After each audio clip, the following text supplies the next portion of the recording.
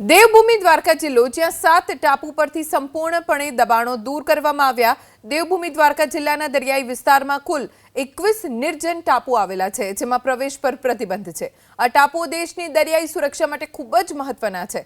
21 ટાપુમાંથી 7 ટાપુ એટલે કે ખારા અને મીઠા ચૂસણા, આશાબા, ધબધબો, સામિયાણી અને ભેદર પર ગેરકાયદે 36 ધાર્મિક અને કમર્શિયલ દબાણ દૂર કરવામાં આવ્યા, જેને સંપૂર્ણ રીતે તોડી પડાયા। આ ટાપુઓ પર કોણે અને કેવી રીતે દબાણ કર્યું તેની પોલીસ તપાસ કરી રહી છે।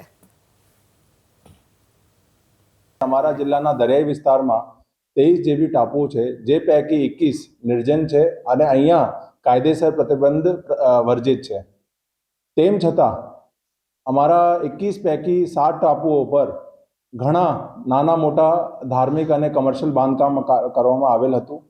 એ જ્યારે પોલીસ અને ફોરેસ્ટ ખાતાના ધ્યાન ઉપર આવ્યું તો છેલ્લા અમુક દિવસોથી અહીંયા એક ડિમોલિશનની કામગીરી પણ ચાલુ હતી, જેના આધારે 7 ટાપુઓ જેના ઉપર બાંધકામ હતા એ સંપૂર્ણ રીતે જે બાંધકામ છે એ કાઢવામાં આવેલ છે।